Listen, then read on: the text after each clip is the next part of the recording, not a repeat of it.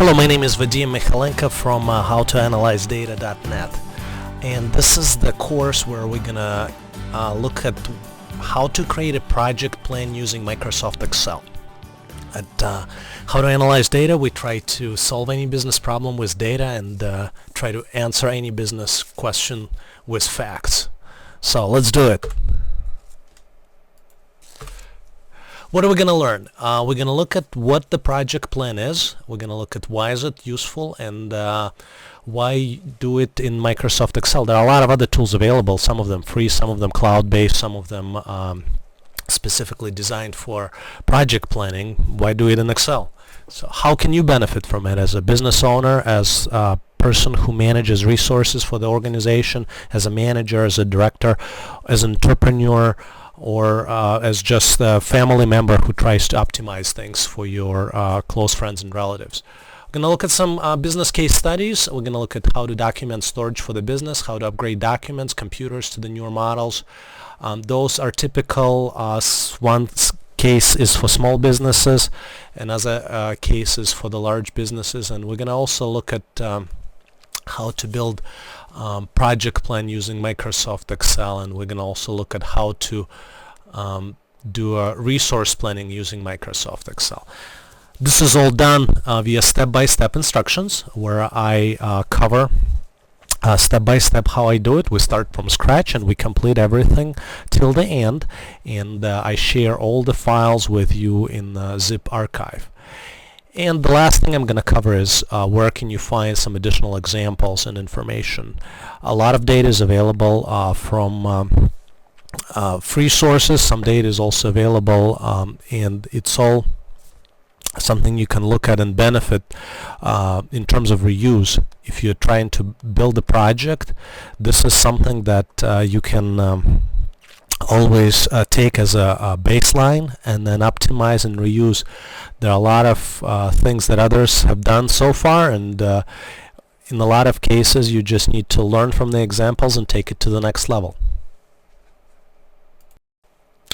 In addition to the interactive course, we have sample files for you. So the 7-zip the zip files could be extracted using 7-zip utility, which is the free tool, and here's the link, 7zip.org, where you can download and install it on different platforms. Some operating systems like Windows 7 allows you to navigate and browse and extract the data from the zip file natively without needing any additional tools. But if you're using older operating systems or something other than Windows when you using this class, this is where you would benefit from 7-zip. And some of the mobile platforms also have native capabilities to work with the zip files or free tools available. But the entire file is available on howtoanalyzedata.net along with the course curriculum and description.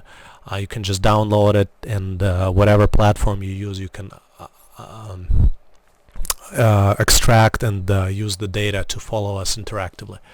And the best learning you get, as always, you have to do it along with the instructor. By just watching it, you're not going to accomplish the same results. So if you're really interested in improving your effectiveness and learning the material, just have to follow. And everywhere we put a break, let's do it. So it's not just for me, let's do it, it's also for you to let's do it. So hope you're following me and learning more, because that's the goal, for you to become more productive and have the knowledge at the end of this course so you can do it independently. The archive includes slides and created files, so we have all of this PowerPoint presentations as well as Excel files, because we're going to be using Microsoft Excel 2010. You might be using older or newer versions. They're not specific features that we necessarily use for project plan, so I think you're going to be fine with different variations of Microsoft Excel to complete this work. One thing I always recommend is to take actions to solve your challenges. So you probably tried all the things on your own by now, and this is where you're looking for external help. So this is what I can recommend. You can review our additional courses at www.howtoanalyzedata.net. And the reason I say that is because I don't want you to reinvent the wheel. I'd like you to look and see if this question you're trying to answer was already answered by our experts. So take a look if there's a class. We always provide you with the practical files which you can reuse and customize based on your own needs. And obviously there's always step-by-step instructions on how to build the file, so you can either start over and build something that you need or quickly answer the question that you need and solve your business challenge. Also, I recommend take a look at other classes at udemy.com. Classes could be done by us, could be done by some other vendors, but there's a chance that you find something where all your questions might be answered, and it might be easier and cheaper than trying to bring in somebody, explain them what the challenge is, and trying to solve the problem. But if you exhausted all these options and nothing helped, then you're looking for somebody to help consult you at the hourly rate to bring on-site or contact remotely, and we do provide this service. So just contact us at howtoanalyzedata@gmail.com if you're looking for professionals to help you. We do delivery work. We can do whatever you need us to do based on timeline and set expectation. We can discuss all of this ahead of time, or we can train your staff. We can solve the problem and come in and teach multiple team members how to do it, so next time you have expertise in-house and you wouldn't have to rely on external folks to do it. So as we say at How to Analyze Data, we solve any business problem with data, or we answer any business questions with facts, or we hope we can do it all. So, and your testimonies help us validate all of that. So feedback's always appreciated.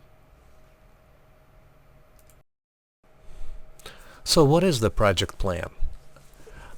As the definition says, it's a document used for project execution. And what is project? It's something that you need to get done. And if you're doing it just by yourself, it certainly helps to have a list of tasks. If you do it for the first time, it's helpful to do planning. And it's probably manageable if you don't have anything. So you can just start, get things done, and you plan. You don't need much coordination. If it's just you, that's fine. But think about the big teams, even if it's 2 people. If it's more than 1 person, then you certainly need some plan and coordination. And that's where you need these types of document. And you can use Microsoft Project. That's the dedicated tool for that, but it's complex, it's expensive, and you need a lot more expertise than just by using Excel. So that's where Excel comes in. It's a helpful tool. It's almost on any PC. All businesses have it, and most likely your machine also have it. That's why you're here taking this class. The biggest practical scenario is look at this high-level project plan I have. It communicates a lot of things to you as you look at this. So if we look at the sample, we have the summary, right? We have definition of the project, and we can immediately tell that this work will be done in July and August of 2014, right? Because this task project definition stretches across 2 months. And there are some typical other phases of the project, like analysis and requirement will overlap a little bit with project definition, but it will go August 14 and September 14. So it's also a communication tool. You can share it with your team members, you can share it with your boss, you can share it with key decision makers. Think about somebody who just has an idea and trying to say, okay, this is helpful for the business, and maybe it is, but then how do you know what it's going to cost? How do you know what needs to be done? How do you know what kind of resources to have? How do you know what kind of money you need to plan for spending to get these things done? And that's where this project plan comes in, and this is just a very, very high level. We will go into a lot more details and a lot more specific tasks. So for example, let's say that this is the implementation of the new file storage, right, for the small business. You ran out of space and you need a new file server. So what do you want to do? Might be as simple as going into Dell.com or HP.com and speccing out the highest possible configuration, whatever highest disk space supports. Or it might be a little bit more complex. You may need to have some specific requirements. Maybe you need RAID array, maybe you're concerned about 24/7 support, maybe you're concerned about backups, maybe you're concerned about external backups, maybe you're concerned about connectivity of some specific devices or having some specific operating system. And that's where this type of definition comes in. Even for the small project where you think you know all of this, you may not. And especially if your team doing it for the first time, there might be some questions, there might be some requirements gathering, some question answering sessions, some understanding of what currently servers are doing. Maybe you have more video files, maybe you're concerned about security of the server, so not everybody should have access to every folder, and how you get it all set up, how do you migrate the data from existing box to the new server. So all of these questions preferably need to be answered, and they would lead you to defining the tasks of how you would do the migration, and that's part of analysis and requirements and design. So that's why this document is also useful, because it forces you to answer some of the questions that you may not have thought of before.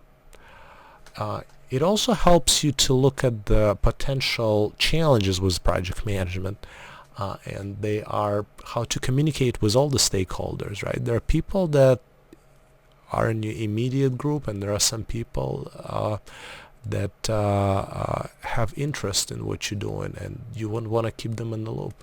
You'd want to make sure you don't have any cost overruns. You want to make sure you don't have any scope creep, and this is where you say you're going to do one server, but somebody says, oh, why don't we do 2 servers, 3 servers as part of this effort? We are doing servers anyway. So project plan helps define all of this ahead of time, defines what's called scope, and Excel is an excellent tool to communicate all of this information, and that's what we're going to learn in subsequent sessions. And now is the most exciting time, so let's do it. Let's just launch Excel, and let's do this high-level project plan.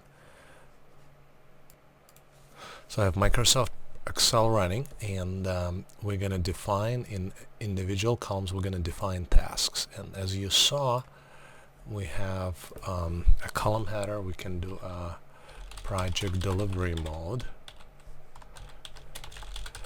and underneath of this we'll just use what's called waterfall methodology. And what this is, it's just a way of execution of the task. So we have a sequential execution like waterfall. So you have second task starts when the first one is completed, or partially completed, or almost completed, right? And it kind of goes one after another. So and there are key phases of the project. So this delivery mode is pretty high level. So we have a project definition, right? And that would be our first stage, and then we have project analysis and requirements. And then we have project design. This is where we can do the actual design and of our product, and this is pretty generic. So if project definition phase, this is where we define the goals, we define the objectives, we define the costs, we define the business benefits of what we're going to be trying to do. Analysis of requirements, we look at the stakeholders, we look who will benefit, we kind of validate our idea of the definition. Are we going to move forward or not? Are we going to, maybe it's better to cancel, maybe it's better to do nothing. That's always an option. Let's assume we made a decision to do design, so we go and do design. We design our product. The product could be new server, could be new software application, could be something else. Once we designed it, we look at the project development and build, and this is where we build actual product. So let's say that we're building a server. We have, as we've talked and looked at our example, we're replacing and upgrading our computer box, and we need to bring in a new one. So this is where we're actually going to go. We're going to purchase it. We're going to deliver it. We're going to install it. We're going to migrate existing files. We're going to set up security permissions.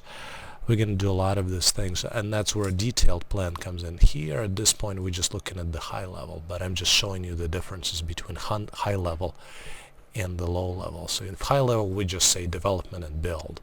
In the detailed plan we'll list all of these activities I just mentioned. And then the next phase would be project testing. This is where we validate results. Is the results of the execution are based off of what we wanted to accomplish based on our requirements. Does server meet the specs? Does it work fast enough? Does it support 100 users, 1,000 of users, whatever our target audience was? Does it have proper backup? Does it have 24/7 support? All of these things that we wanted to implement in analysis and requirements phase, now we're going to validate in testing phase. And then project closure, project deployment is the last phase where we kind of validate the results. And in software development, this could be when we deploy the application in production. We do all of this development, build and test environment, and then deploy it in production. In infrastructure project, it's a little bit different. So it's unique how you do it and implement, but it's worthwhile saying that there might be a cutover, specific weekend. Typically it's on the off hours, off time, because a lot of people use this. But this is where we do a deployment. And then we have a project closure. So this is the high level tasks. Here in the columns we're going to define the timeline. So we're going to start with June 2014, right? And we're just gonna so June 2014, if we're doing it by months, we can do it by months, we can do it by years. If it's like a freeway building, it could be a large project, but this would be July 2014, August 2014, September 2014, October, right, 2014, November 2014, December 2014, January,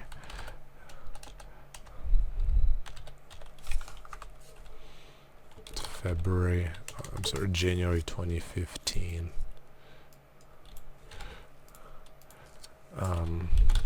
February 2015, March 2015, and April 2015. So let's assume that this is our timeline. We have that many months to do all these phases, and now we're just gonna say, okay, this first phase, project definition, is gonna last 2 months. So we're just gonna highlight it and pick the color for this phase, and we probably would want to round it and say, okay, yeah, this is 2 months activity. And then this is the definition phase. Analysis and requirements might take 3 months, so we do it a different color, and we also do a circle, and borders here are chosen as outside borders only, so there's nothing inside, just as a better visual effect. Design phase might take a little longer, and it might overlap. Some phases may overlap, some phases may not overlap. Let's assume the design phase will overlap, and we're going to use borders as well. And let's say the development build phase can only start when design is finished. So we pick 2 months, and then we pick the blue color. And as you can see, there's no overlap here. And same with testing, but testing typically can start a little bit earlier when only partially components are done, so you can engage testing team, and that's where we'll just pick a different color again, and we identify the activity. Then deployment in 1 month, and then project closure would be an activity in April. So that's the high-level project plan. And as I mentioned in the previous sections, the advantage of this plan is the fact that you can take it and communicate the information, right? So now I look at this, I clearly see that this is the phase,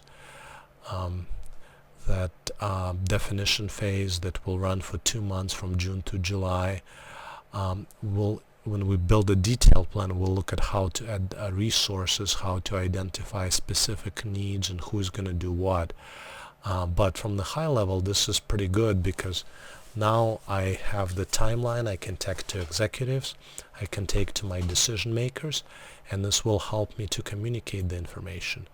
I can embed it from Excel into other documents. I can take it into Word and insert it into my text. I can insert it into my email message. I can print it as PDF.